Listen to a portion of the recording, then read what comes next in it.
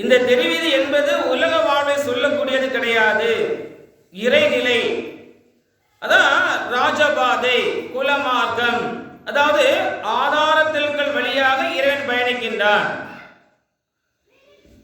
மறுபடியும் மனித நிலைக்கு போயிடக்கூடாது. ஏதோ ஒரு பெண் ஒருத்த வந்தான், இவ்வளவு பெண்களை திருமணம் செய்தான் போனான் சொல்லக்கூடிய காலம், அதெல்லாம் தாண்டி இது இறைநிலை என்பதை நாம் உணரணும். அதான் தெரிவீதி வலம் வருதல். அப்ப இறைவன் எதற்கு தெரிவீதி வலம் வர்றான்? இந்த உலக ஆன்மாக்கள் ஆன்ம பலம் பெறுவதற்காக, இந்த ஆன்மா பலம் பெறுவதற்காக. அப்ப சொல்றாரு, இறைவன் காண்டம் நிறைவேற்ற வந்தவன். இறைவன் என்ன காண்டம் நிறைவேற்ற வந்தவன் தெரியுமா? யாருக்கு தெரியுமா? இறைவன் என்ன காண்டத்தை நிறைவேற்ற வந்தான் தெரியுமா?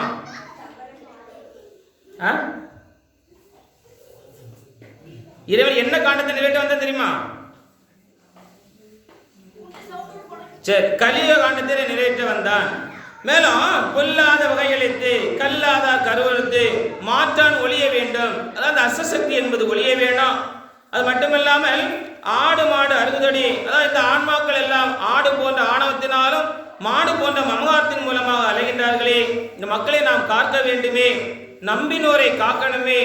இறைவனை நம்பி பிடித்தால் நிச்சயமாக எந்த ஆபத்திலிருந்தும் இறைவன் நம்மை காத்து ரட்சிப்பான். அதான் சொல்லுவாங்கல்ல, யானையின் பலம் தும்பிக்கை, மனிதனின் பலம் நம்பிக்கை. நம்பிக்கை என்பது நீ எந்த இறைவனை வணங்கினாலும் அந்த இறைவனை நம்பி பிடித்தால், நம்பி பிடித்தோருக்கு தூணை மலை என்று தொட்டு நான் சாற்றின வேருக்கு எப்படி இறைவன் நாம சாட்டி வருகின்றார் சொல்லி வாசகம். அப்போ நீ அந்த தூணையே மலைனா மலையாட்டின மலை இறைவனாக பிடிக்கணும்னு சொல்ல முடியும்.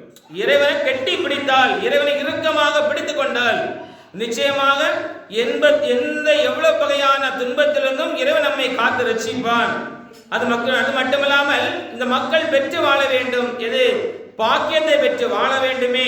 அது மட்டுமல்லாமல் காரணத்தை அறியாமலே கலிப்பைகள் தானகைத்தால், காரணம் என்ன தெரியுமா? இறைநிலை சொல்ல முடியும். காரணம் போல் நின்ற கதை. காரணம் என்பது இறைவனை சொல்லக்கூடிய வாசகம், இறைவன் செய்யக்கூடிய லீலை. இதெல்லாம் ராஜலீலை. இதை உலக வாழ்வுக்கு கொண்டு நகைக்கக்கூடியவன் நிச்சயமாக நடும் நரகம் என்பதில் வீழ்வான் என்பதை இறைவன் நமக்கு சொல்லி அமைமா சொல்கின்றார்கள்.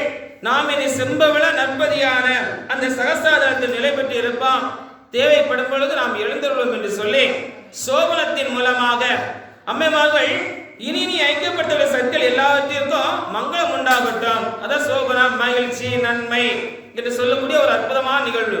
இப்படி அம்மைமார்கள் சோபனத்தை படித்து இப்படியாக துடியடை கன்னிமாரை திருமணம் செய்து குடிப்புகள் சான்றோர் மக்கள் குறவைகள் முழக்கத்தோடு திடீரென தெருக்கள் சுற்றி தேவையும் ஸ்ரீ மன்னராக படிமிசை பதியினுள்ளே பரிந்து வந்திருந்தார் அன்றே. அப்ப நம்ம பார்க்கிறோம்ல, ஸ்ரீமன் நாராயண சுவாமி ஸ்ரீ பண்டாரம். இப்ப நாம ஒரு ஸ்ரீங்கிற ஒரு வாசகம் சேர்க்கிறோம்ல, இந்த ஸ்ரீன்னு சொல்லக்கூடிய வாசகம் எதை விளக்குது? இறைநிலையில. சரியா?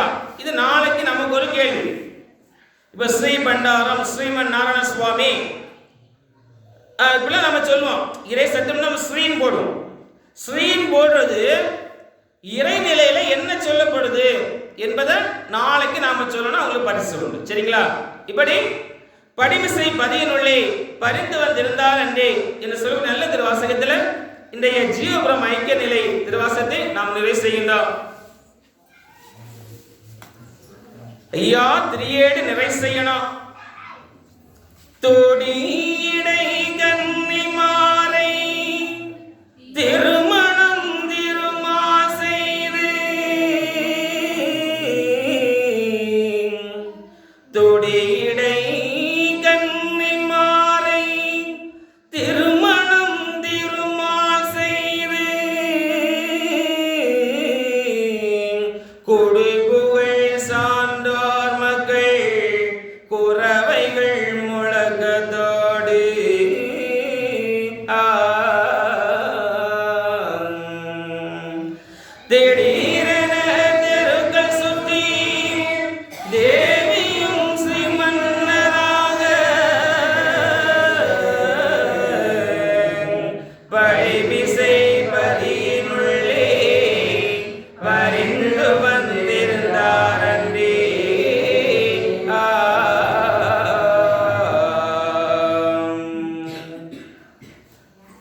கேள்வி. நாம பார்க்கிறோம் திருக்கல்யாணம்